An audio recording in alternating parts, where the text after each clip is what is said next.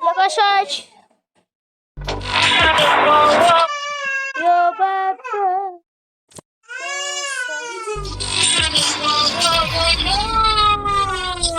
Let's go.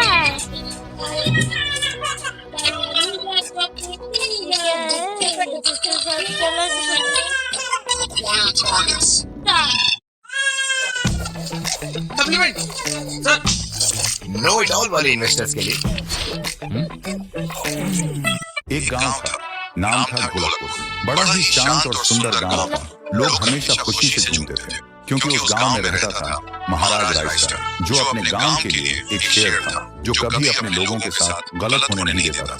लेकिन उस गांव में छुपा था एक डरावना राज, एक राज जो सबके दिल में था पर जुबान पे नहीं। गांव के बीच एक सूखा हुआ पेड़ था जिसे लोग कहते थे श्रापित पेड़।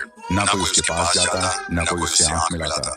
हर पूर्णिमा के अगले दिन उस पेड़ के नीचे एक लाश मिलती थी। लोग कहते रात में कोई आता है और लाश छोड़ जाता है, लेकिन कभी किसी ने कुछ देखा नहीं और देखता भी कैसे। जो देखता वो अगले दिन पेड़ के नीचे होता था। एक दिन रायस्टार ने ठान लिया, बस अब और नहीं, इस रात का अंत मैं ही करूंगा, क्योंकि ढोलकपुर का नाम मिट्टी में मिल रहा था। फिर एक पूर्णिमा की रात रायस्टार चुपके से जाकर पेड़ के पास बैठ गया।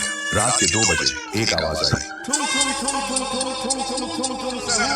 और फिर वो पेड़ भूत में बदल गया। वो भूत कुछ अजीब सा था, एक भयानक शैतानी हंसी वाला चेहरा, आंखें बड़ी बड़ी। वो पेड़ चल के एक घर के गेट को जोर जोर से खटखटाने लगता है। तभी एक आदमी डर के मारे आवाज सुन के बाहर निकलता है। वो भूत अपने लकड़ी जैसे हाथ से एक ऐसा थप्पड़ मारता कि उसकी सांस वहीं थम जाती है और उसी जगह उस लाश को ले जाता है और वापस फिर से पेड़ बन जाता था। देखते ही रायस्टार का दिल कांप जाता है, पर वो कुछ बोलता नहीं। सुबह लोग भीड़ में जमा हुए और रायस्टार ने पहली बार उस पेड़ से बात करने की कोशिश की। पेड़ के अंदर से एक आवाज निकली, क्या तुम सब भूल गए मुझे? रायस्टार बोलता है, तू कौन है? पेड़ बोलता है, मैं हूँ ठुन ठुन ठुन साहू। एक वक्त था जब मैं भी इस गांव का एक प्यारा सा बच्चा था, लेकिन 100 साल पहले मुझे इसी पेड़ से रस्सी बांधकर उल्टा लटका दिया गया, गांव वालों की आंखों के सामने, और मेरी मौत को तमाशा बना दिया गया, सिर्फ इसलिए क्योंकि मैंने एक राज देख लिया था जो लोग छुपाना चाहते थे। और उसी पल से मेरी रूह इस पेड़ से जुड़ गई। उस दिन से मैं इंसान नहीं, एक सज्जा बन गया और हर पूर्णिमा में एक राजदार को चुनता और फिर उसे उसकी खामोशी का हिसाब देता। रायस्टार बोलता है, लेकिन अब तो वो लोग मर चुके हैं ना, जो तेरा कसूरवार थे। अब तू मासूम लोगों को क्यों मार रहा है? पेड़ कुछ देर चुप रहता है, फिर बोलता है, ठीक है, बस एक बार मुझे याद करो, एक दिया जला दो, फिर मैं कभी किसी को नहीं मारूंगा। फिर रात में सब लोग आते हैं, एक एक दिया जलाते हैं और तभी पेड़ अपने आप से आग पकड़ लेता है और आखिर में मुक्ति मिलती ठुन ठुन ठुन साहू को। उस दिन के बाद गांव में कभी कोई लाश नहीं मिली। हर पूर्णिमा में लोग एक दिया जलाकर उसकी यादों को जिंदा रखते हैं, क्योंकि अगर भूल गए तो सपने में एक आवाज सुनाई देती थी। एक साल बीत चुका था, ढोलकपुर वापस शांत था। गांव के लोग फिर से खुशी से जीने लगे थे। हर पूर्णिमा को लोग एक दिया जलाकर ठुन ठुन ठुन साहुर को याद करते थे। पर एक रात कुछ ऐसा हुआ जो फिर से सब कुछ बदल के रख दिया। लाशें फिर से मिलने लगी। हर 2 दिन बाद किसी न किसी के घर के सामने एक कटी हुई लाश पड़ी होती। गांव फिर से कांप उठा। एक दिन सब लोग महाराज के पास पहुंचते हैं और रो रो कर गांव की घटनाओं के बारे में बताते हैं। रात को महाराज 2 सेनापतियों से कहते हैं, जाओ और खोजो इस कांड के पीछे कौन। लेकिन सुबह सिर्फ उनकी लाशें लौट कर आई। एक का सिर था ही नहीं, दूसरे के पैर कट चुके थे। महाराज समझ गए कुछ तो लौट आया है, कुछ जो सिर्फ मौत का खेल खेल रहा है। और फिर कहते हैं, अब इस जंग का सामना मुझे ही करना होगा। उसी रात महाराज चुपके से गांव में आते हैं और एक पेड़ के पीछे खुद को छुपा लेते हैं। और ठीक रात के 2:30 बजे अचानक कहीं से धुआं छा जाता है और उस धुएं के अंदर से एक आवाज आती है,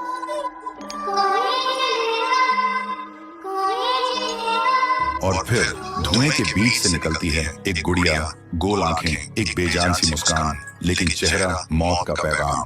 वो गुड़िया एक घर के गेट तक जाती है और बच्चों जैसा एक गाना गाने लगती है। उसके गाने की आवाज सुनकर एक आदमी बाहर आता है और अगले ही पल वो गुड़िया उसका सिर चबा जाती है।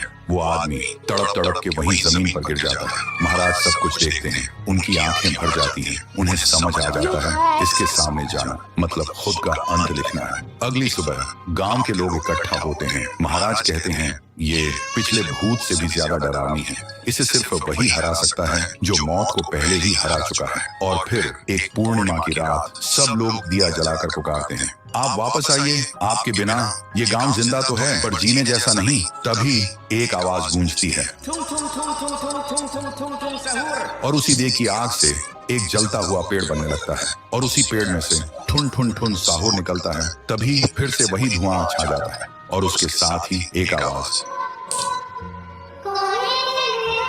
सब लोग घुटनों के बल गिर जाते हैं और कांपती आवाज में बोलते हैं, हमें बचाइए, वो आ गई है। ठुन ठुन ठुन साहुर एक जोरदार जंप करता है और सीधा उस धुएं में घुस जाता है और शुरू होती है एक आखिरी जंग। ठुन ठुन ठुन साहुर और गुड़िया की। जमीन कांपने लगती है, आसमान से बिजली गिरती है और जब धुआं हटता है तो दिखाई देता है गुड़िया बिखर चुकी थी। हाथ अलग, सिर अलग, पैर अलग। और तब से गांव में फिर से एक नई सुबह हुई। महाराज मुस्कुराए, गांव वाले जीने लगे और उस दिन के बाद ठुन ठुन ठुन साहुर सिर्फ एक भूत नहीं रहा, गांव का रक्षक बन गया। लेकिन उसी रात कुछ ऐसा हुआ जो किसी को भी पता नहीं चला।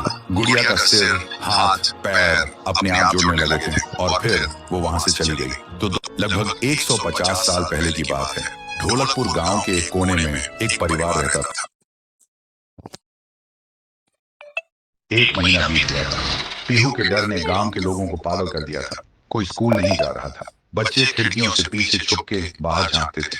लेकिन पीहू अभी भी उसी स्कूल के सामने बैठी मिलती थी। जुबान पे एक ही लफ्ज, मुझे भूख लगी है। फिर एक दिन गांव में एक बड़ा तांत्रिक आया। सुना था 1000 भूत प्रेत भगाए हैं उन्होंने। तांत्रिक गांव में कदम रखते ही एक आदमी से पूछा, ये गांव इतना शांत क्यों है? आदमी बोला, हमारे गांव में एक छाया घूम रही है जो मुझे भूख लगी है बोल के इंसान को निकल रही है। तांत्रिक ने आंख बंद की और जो देखा वो चौंक गया। फिर उन्होंने गांव वालों को बुलाया और बोला, वो बच्ची की आत्मा किसी वस्तु में बंद है, हमें उसका असली घर ढूंढना होगा, वहीं कुछ मिल सकता है। फिर एक रात गांव के 2 जवान साहसी लड़के पीहू का पीछा करते हैं और देखते हैं पीहू एक पुरानी झोपड़ी के अंदर जाती है। दोनों चुपके से झांकते हैं। पीहू एक पुरानी गुड़िया के सामने और उससे बात कर रही होती है जैसे वो जिंदा हो। दोनों देखकर चौंक जाते हैं। फिर अगली सुबह वही 2 लड़के झोपड़ी में जाकर वो डॉल उठाते हैं और ले जाते हैं तांत्रिक के पास। तांत्रिक डॉल को देखकर चिल्लाता है, यही है, इसी में बंद है वो बच्ची की आत्मा, इसे आग में जलाना होगा तभी सब खत्म होगा। फिर रात में तांत्रिक गुड़िया को आग में डाल के हवन करता है, जोर जोर से मंत्र जप करता है। तभी एक भयानक चीख गूंजती है, मैं भूखी हूँ। और अचानक वो डॉल हवा में उड़ जाती है और सबके सामने उस डॉल से निकलती है पीहू।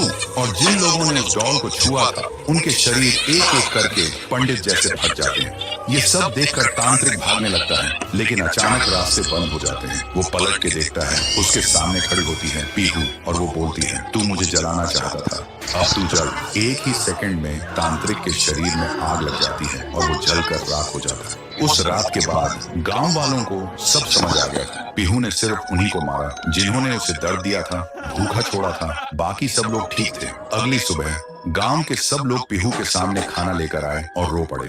बोले, हमें माफ कर दो, हमने तुम्हें भूत नहीं समझा, लेकिन तुम तो देवी हो जो सिर्फ भूखी थी। पीहू ने एक मुस्कान के साथ थाली में से एक निवाला उठाया और जैसे ही उसने वो खाया उसका रूप हल्की रोशनी में बदलने लगा। फिर वो हवा में मिल गई। उस दिन के बाद पीहू कभी नहीं दिखी। तब से वो गांव वापस वैसे ही हो गया, शांत, प्यारा और खुशी से भरा। तो दोस्तों, अगर कभी कोई भूखा बच्चा दिखे तो उसे भिखारी समझ के नजरअंदाज मत करना। क्या पता वो तुम्हारी इंसानियत का इम्तिहान हो। कमेंट करो, पीहू अब भूखी नहीं है अगर तुम सच में एक इंसान हो।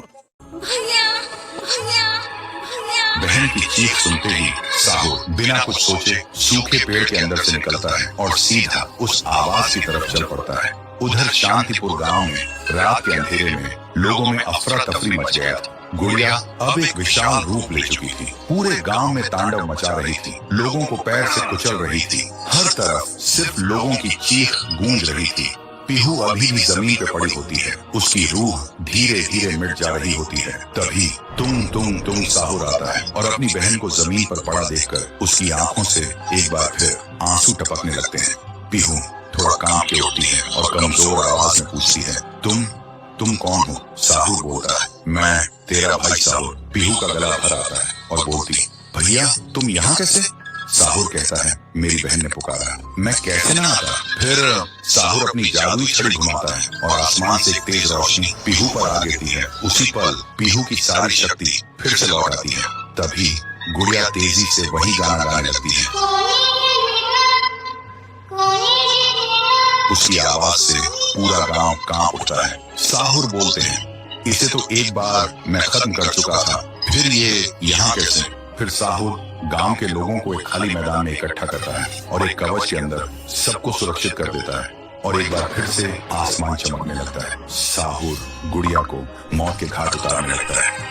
एक ही पल में गुड़िया टुकड़ों में बिखर जाती है, लेकिन उसी वक्त उसके टुकड़े खुद ब खुद जुड़ने लगते हैं और गुड़िया हंसने लगती है। पीहू बोलती है, भैया इसे हम ऐसे नहीं खत्म कर सकते, इसे आग से जला के खत्म करना होगा। तभी साहुर अपने जादू से गुड़िया को कस के पकड़ता है और पीहू अपनी आंखों से आग निकालती है और गुड़िया को जला देती है। गुड़िया चीखती है और छोटी होने लगती है। कुछ ही देर बाद गुड़िया जलकर राख हो जाती है और हवा में पूरी तरह से गायब हो जाती है। फिर गांव से काली छाया हट जाती है और सूरज निकलता है। पूरा गांव एक आवाज में गूंज उठता है, जय हो पीहू देवी की, जय हो तुंग साहुर की। साहुर मुस्कुराता है और कहता है, मुझे वापस जाना होगा। पीहू भी आंखों में आंसू लेकर गांव वालों को अलविदा कहती है और एक रोशनी के साथ दोनों हवा में गायब हो जाते हैं। अब गांव वालों की आंखों में सिर्फ एक ही चीज थी, पीहू और साहुर की याद और खुशी के आंसू। तब से शांतिपुर में एक बार फिर से शांति लौट आई थी। तो दोस्तों, क्या तुम सब पीहू और तुम साहुर को आगे भी एक सुपर हीरो के रूप में देखना चाहते हो? अगर चाहते हो तो इस वीडियो को 3 लाख लाइक्स कराओ।